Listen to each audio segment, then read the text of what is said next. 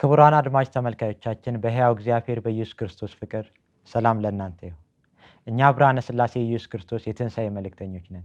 በዛሬው ዕለት ይዘንላቸው የቀረብነው መልእክታችን ቃል ሥጋ የሆነውን በትንሣኤ የተገለጠውን ኢየሱስ ክርስቶስና ቃልም ሥጋም ሕይወት እስትንፋስ የሌለውን የእንጨቱን መስቀል ለዩ በሚል ኃይለ ቃል እንማማራለን።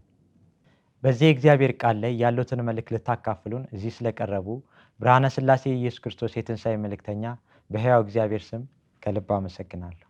እኔም በሕያው እግዚአብሔር ስም አመሰግናለሁ። መዝገበ ኪዳን ነኝ። እስከ መልእክቱ ፍጻሜ አብሬያችሁ ቆያለሁ። ባለፈው ባስተላለፍነው መልእክታችን በክርስቶስ ክርስቲያን ይሆን እኛ ኢየሱስ ክርስቶስ ልጆች የክርስትና ሕይወት ምልክታችን ቃል ሥጋ የሆነው የሕያው እግዚአብሔር ልጅ ኢየሱስ ክርስቶስ በትንሣኤ በመካከላችን መገለጡን አምነን ተቀብለን በቅዱስ ሥጋና ደሙ ተባርከን ተቀድሰን በአንድ ልብ በአንድ ነፍስ በፍቅር እስከ ሞት ድረስ በመታመን የምንኖረው ዘላለማዊ ሕይወት ነው ብለን ሕያው እግዚአብሔር ያዘዘን መልእክት ወደ እናንተ አድርሰናል። ዛሬ ደግሞ እኛ የሰው ልጆች ከሕግ እርግማን የተፈታንበት እርቅ ሰላምን ያገኘንበት የምንመካበት መስቀል የትኛው ነው በሚል መልእክት ከጨለማ ወደ ብርሃን የሚያሻግረንን የሕይወት ቃል ልንሰብካችሁ በፊታችሁ ቀርበናል። ወደ መጀመሪያው መልእክታችን ስንገባ በክርስቶስ ክርስቲያን ነን የሚሉ የሰው ልጆች በሙሉ በተለይ የኦርቶዶክስ ሃይማኖት ተከታዮች በመጽሐፍ ቅዱስ ሐዋርያው ቅዱስ ጳውሎስ በገላትያ መልእክቱ ምዕራፍ 6 ቁጥር 14 ላይ ዓለም ለእኔ የተሰቀለበት እኔም ለዓለም የተሰቀልኩበት ከጌታችን ከኢየሱስ ክርስቶስ መስቀል በቀር ሌላ ትምክህት ከኔ ይራቅ ይላል። ከዚህ የመጽሐፍ ቅዱስ ቃል ተነስተው የእንጨቱን መስቀል ጥንተ ጠላታችን ዲያብሎስ ድል የተደረገበት ሞት የተወጋበት ኢየሱስ ክርስቶስ የነገሰበት ትምክህታችን ነው ይላሉ። በዚህ አስተምሮት ላይ እርስዎ ምን ይላሉ? አመሰግናለሁ።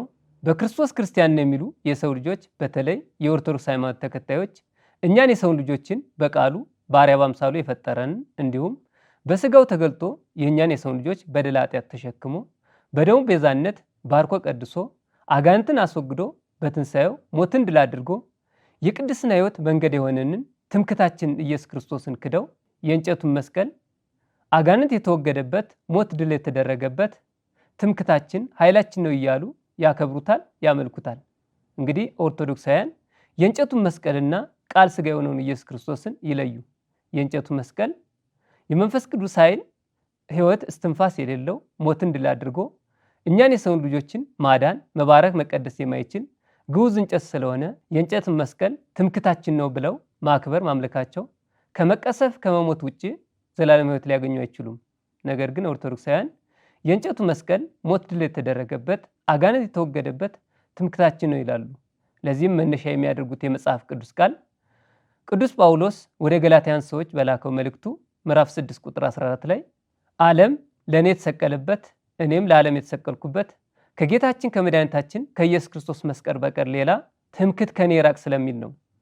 እንግዲህ ኦርቶዶክሳውያን ይህን የመጽሐፍ ቅዱስ ቃል በሥጋዊ አእምሮ አረዳድ ፈተው ተርጉመው ከእግዚአብሔር ከቃሉ ከፍቃዱ የወጣ ቅዱስ ጳውሎስ ያላደረገው በወንጌል የሌለ የእንጨቱ መስቀል አጋንንት የተወገደበት ሞት ድል የተደረገበት ትምክህታችን ኃይላችን ነው እያሉ ምዕመን ተከታዮቻቸውን ያስተምራሉ፣ ይሰብካሉ።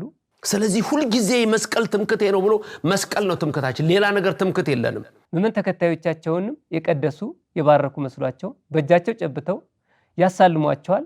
ምዕመን ተከታዮቻቸውም ይሳለሙታል።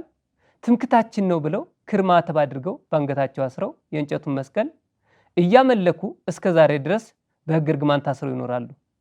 እንግዲህ ቅዱስ ጳውሎስ እኔ ለዓለም የተሰቀልኩበት ዓለም ለእኔ የተሰቀለበት ከጌታችን ከመድኃኒታችን ከኢየሱስ ክርስቶስ መስቀል በቀር ሌላ ትምክህት ከኔ ይራቅ ማለቱ እኛ የሰው ልጆች መስራት ያልቻልነውን የቅድስና ሕይወት በመስቀል ላይ ተሰቅሎ ደሙን አፍሶ ቤዛ በመሆን ባርኮ ቀድሶ አጋንንትን አስወግዶ በትንሣኤው ሞትን ድል አድርጎ ባሪያ በአምሳሉ የፈጠረን ትምክህታችን ቃል ሥጋ የሆነው ጌታችን መድኃኒታችን ኢየሱስ ክርስቶስ ነው ማለቱ ነው እንጂ ቅዱስ ጳውሎስ የእንጨቱ መስቀል ኢየሱስ ክርስቶስ የተሰቀለበት የተባረከ የተቀደሰ ቅዱስ ዕፅ ነው በማለት በእጁ ጨብቶ አሕዛብን አልባረከም፣ አልቀደሰም።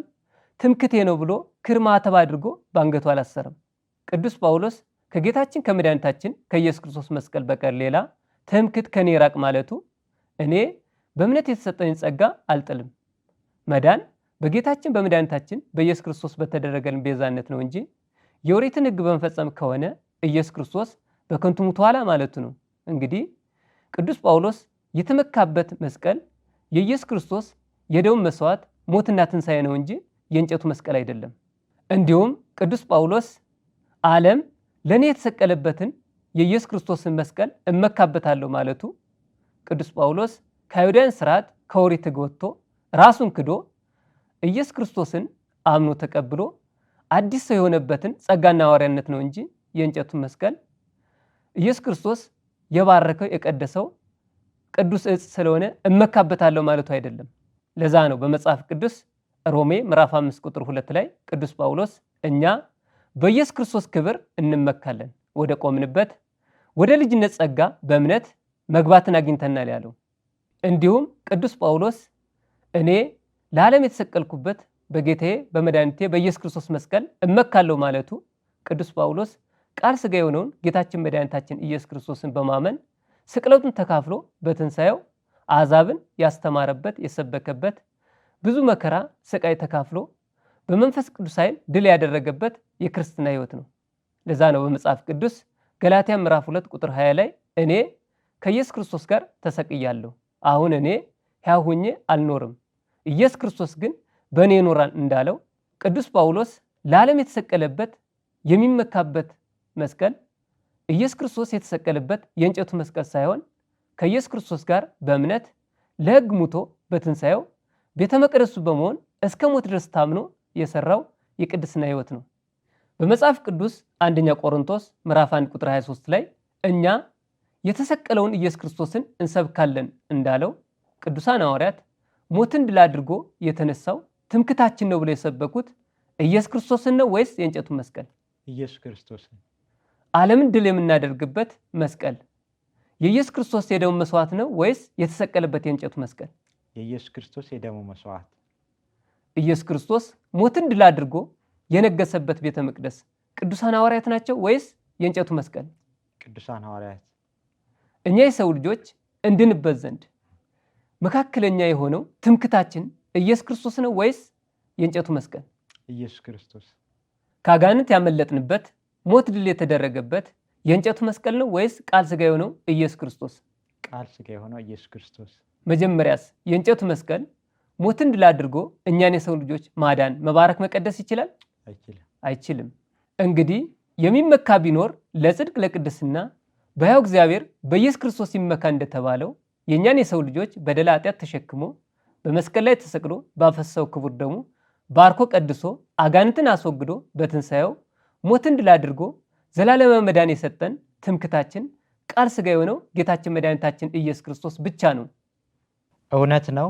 እኛ የሰው ልጆች መስራት ያልቻልነውን የጽድቅ ስራ እስከ መስቀል ሞት በመታዘዝ አከናውነው ከሕግ እርግማን የዋጀን በትንሣኤ ሞትን ድል አድርጎ በክብር በመነሳት የልጅነትን ስልጣን የሰጠን ትምክህታችን ቃል ሥጋ የሆነው ኢየሱስ ክርስቶስ እንጂ ኦርቶዶክሳውያን መስቀል የሚሉት ትንሣኤና ሕይወት የሌለው ግዑዝ እንጨት ለመዳን ለመቀደስ የምንመካበት ሊሆን አይችልም። በመጽሐፍ ቅዱስ በሉቃስ ወንጌል ምዕራፍ 9 ቁጥር 23 ላይ ኢየሱስ ክርስቶስ የተከተሉትን ሕዝብ በኋላዬ ሊመጣ የሚወድ ቢኖር ራሱን ይካድ፣ መስቀሉንም ዕለት ዕለት ተሸክሞ ይከተለኝ አላቸው። ኢየሱስ ክርስቶስ መስቀሉን ዕለት ዕለት ተሸክማችሁ ተከተሉኝ ያለው የእንጨት ይሁን የብረት መስቀል አዘጋጅቶ ኃይላችሁ የምትድኑበት ትምክህታችሁ ነው በማለት በክር ማተብ አድርገው በአንገታቸው ላይ እንዲያስሩ በእጃቸው እንዲይዙ አላደረጋቸውም።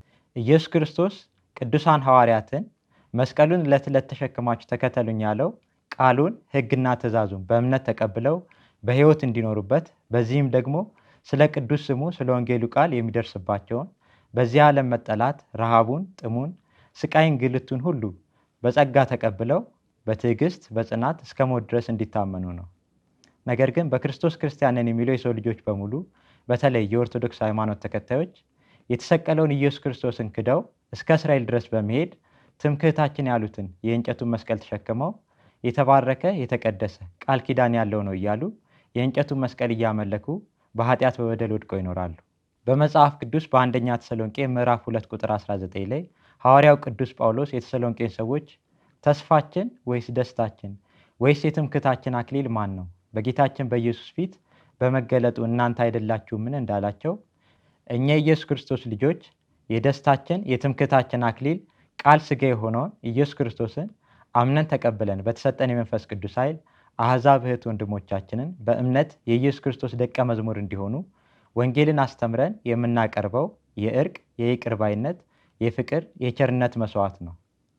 እንግዲህ የኦርቶዶክስ ሃይማኖት አባቶች እኛ በሐዋርያትና በነቢያት መሰረት ላይ የተመሰረትነን እያሉ የመስቀሉ ቃል ያልሆነ ቅዱሳን ሐዋርያትም ያላደረጉትን የእንጨቱን መስቀል የሚመኩበት የድል አርማ የክርስትና ሕይወት ምልክት አድርገውት በእጃቸው ይዘው ምዕመን ተከታዮቻቸውን ያሳልሟቸዋል።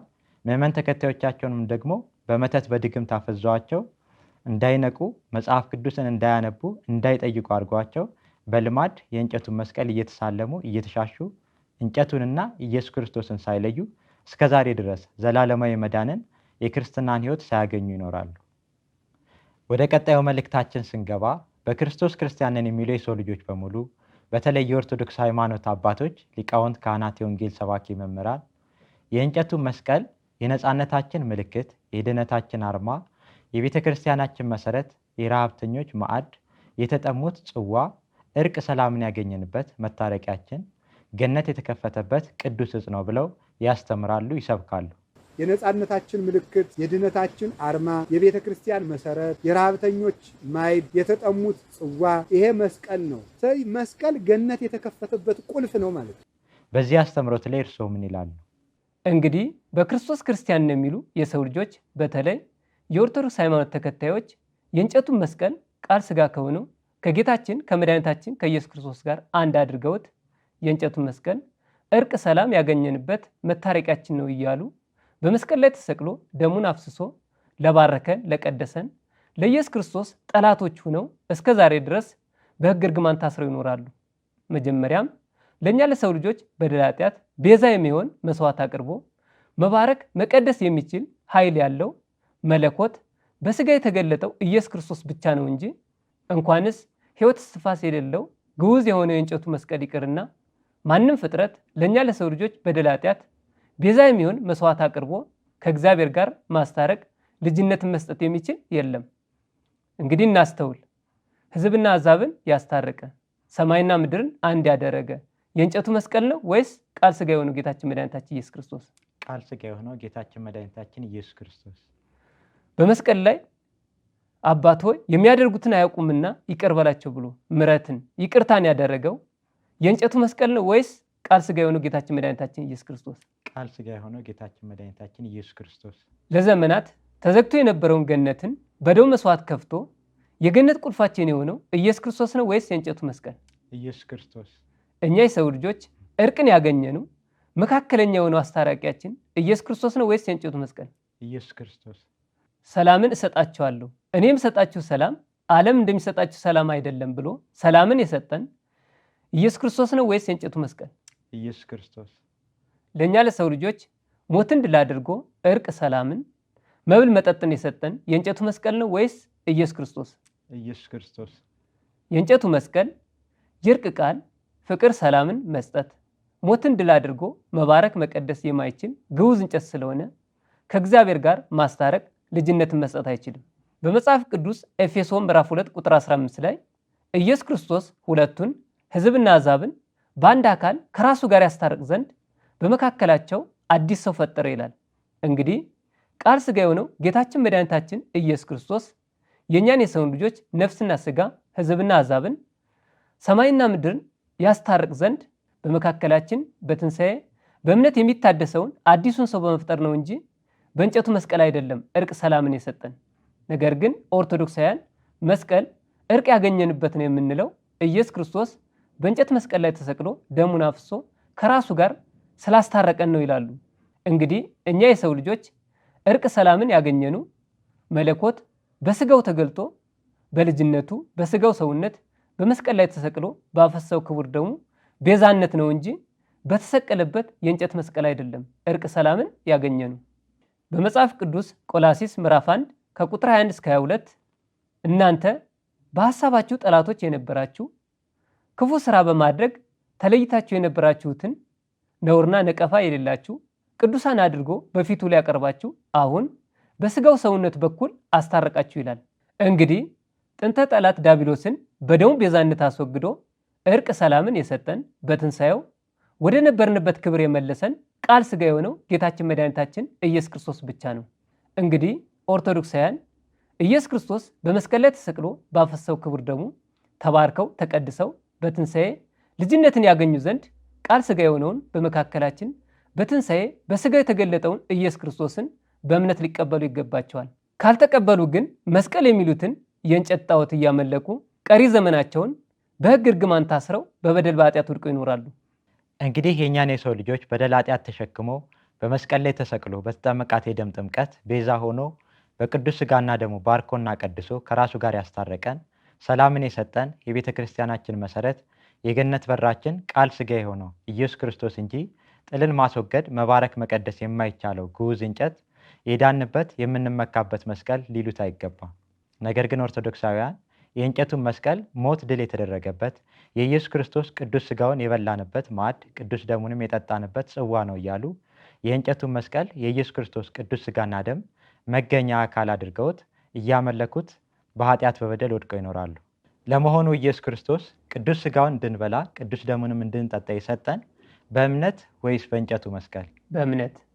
ቅዱስ ሥጋዬን ብሉ ቅዱስ ደሜንስ ጠጡ ብሎ የሰጠው የባረከው የቀደሰውስ እኛን የሰው ልጆች ወይስ የእንጨቱን መስቀል? እኛን የሰው ልጆች። ቅዱሳን ሐዋርያትንስ ከማዕዴ ትበሉና ትጠጡ ዘንድ ለመንግሥት ሾምኳችሁ ሲል ማዕዴ ያለው የእንጨቱን መስቀል ወይስ በአሕዛብ መካከል የሚያቀርቡትን የኢየሱስ ክርስቶስ የደሙን መስዋዕት? የኢየሱስ ክርስቶስ የደሙን መስዋዕት።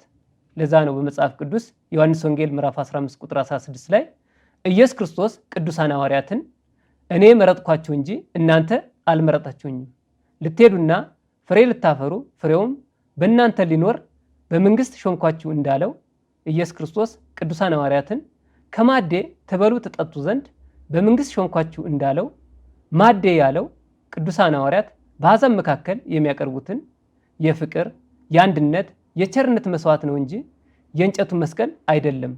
እውነት ነው። መጀመሪያ ጌታችን መድኃኒታችን ኢየሱስ ክርስቶስ ቅዱሳን ሐዋርያትን ቅዱስ ሥጋዬን ብሉ ቅዱስ ደሜን ጠጡ ብሎ የሰጣቸው አይሁዳውያን በሰሩት የእንጨት መስቀል ከመሰቀሉ በፊት ነው። ስለዚህ እኛ የሰው ልጆች የኢየሱስ ክርስቶስን ቅዱስ ሥጋውን ቅዱስ ደሙን የምንበላበት የምንጠጣበት ማዕድ ሕግና ትእዛዙን ጠብቀን በእህት በወንድሞቻችን መካከል የኢየሱስ ክርስቶስን ሞትና ትንሣኤውን የምንገልጥበት የጽድቅ ፍሬ ፍቅር፣ ሰላም፣ አንድነት ነው። ነገር ግን የኦርቶዶክስ ሃይማኖት አባቶች የእንጨቱን መስቀል የኢየሱስ ክርስቶስ ቅዱስ ሥጋና ደም የተፈተተበት ቅዱስ ሥጋና ደሙን የምንበላበት የምንጠጣበት ማዕዳችን ጽዋችን ነው እያሉ የእንጨቱን መስቀል ያከብሩታል፣ ያመልኩታል። ለዚህም መነሻ የሚያደርጉት የመጽሐፍ ቅዱስ ቃል መኃልየ ዘሰሎሞን ምዕራፍ 2 ቁጥር 3 ላይ በዱር እንዳለ እንኮይ እንዲሁ ውዴ በልጆች መካከል ነው፣ ከጥላው በታች እጅግ ወድጄ ተቀመጥኩ፣ ፍሬውም በጉሮሮዬ ጣፋጭ ነው የሚለውን ነው። ኦርቶዶክሳውያን ከዚህ የመጽሐፍ ቅዱስ ቃል ተነስተው ኢየሱስ ክርስቶስ በዱር በግራና በቀኝ በወንበዴዎች መካከል በወይኑ ግንድ እንደተሰቀለ መብል መጠጥ የሰጠን የወይኑ ግንድ የእንጨቱ መስቀል ነው። የወይኑ ፍሬ መብል መጠጡ የኢየሱስ ክርስቶስ ቅዱስ ሥጋና ደሙ ነው። የእንጨቱ መስቀል ኢየሱስ ክርስቶስን ያፈራ ቅዱስ ዕፅ ነው በማለት እንጨቱን እያመለኩ በኃጢአት በበደል ወድቀው ይኖራሉ። ነገር ግን ውዴ የተባለው ቃል ሥጋ የሆነው ጌታችን መድኃኒታችን ኢየሱስ ክርስቶስ ሲሆን በዱር እንዳለ እንኮይ እንዲሁ በልጆች መካከል ነው ማለቱ ኢየሱስ ክርስቶስ ከሕግ እርግማን በታች በነበሩት በእስራኤል ልጆች መካከል በቃሉ በሥጋው መገለጡ ነው። እንዲሁም ከጥላው በታች እጅግ ወድጄ የተቀመጥኩ ማለቱ ቃል ሥጋ የሆነውን ጌታችን መድኃኒታችን ኢየሱስ ክርስቶስን አምነን ተቀብለን በእርሱ ሥራ በጸጋው ልንድን ሕግና ትእዛዙንም ጠብቀን ልንኖር ፈቀድም ማለት ሲሆን ፍሬውን በጉሮሮዬ ጣፋጭ ነው ማለቱ ኢየሱስ ክርስቶስ ስለ እኛ በደል ኃጢአት ቤዛ ሆኖ በሰጠን ቅዱስ ሥጋና ደሙ ተባርከን ተቀድሰን ተስፋ አድርገን ስንጠብቅ የነበረውን ጽድቅ በእርሱ ሥራ አገኘን፣ የእግዚአብሔርም ልጆች ሆንን ማለት ነው። ክቡራን አድማጭ ተመልካዮቻችን በዛሬው መልእክታችን በሮሜ መልእክት ምዕራፍ 5 ቁጥር 10 ላይ ጠላቶች ሳለን ከእግዚአብሔር ጋር በልጁ ሞት ከታረቅን ይልቁንም ከታረቅን በኋላ በሕይወቱ እንድናለን እንዳለ ለእኛ ለሰው ልጆች በደል ኃጢአት ዋጋ የሚሆን የተወደደ የፍቅር መስዋዕት አቅርቦ ከራሱ ጋር ያስታረቀን ዛሬ ደግሞ በሕይወቱ እንድን ዘንድ በትንሣኤ በመካከላችን የተገለጠው ቃል ሥጋ የሆነው ጌታችን መድኃኒታችን ኢየሱስ ክርስቶስ ብቻ ነው። ስለዚህ እኛን የተቀበለ ቃል ሥጋ የሆነውን በትንሣኤ የተገለጠውን ኢየሱስ ክርስቶስን ይቀበላል፣ ከጣዖት አምልኮ ይወጣል፣ ከሞት ወደ ዘላለም ሕይወት ይሻገራል። በዛሬው መልእክታችን እኛ የሰው ልጆች ከሕግ እርግማን የተፈታንበት እርቅ ሰላምን ያገኘንበት የምንመካበት መስቀል የትኛው ነው በሚለው ላይ ብዙ ግንዛቤና ማስተዋልን እንዳገኛችሁ ተስፋ እናደርጋለን። በቀጣይ አስተምሮት መልእክታችንም በዚሁ በነገረ መስቀሉ ላይ እንማማራለን። የእግዚአብሔር ሰላም፣ ፍቅር፣ ጤና ከእናንተ ጋር ይሁን።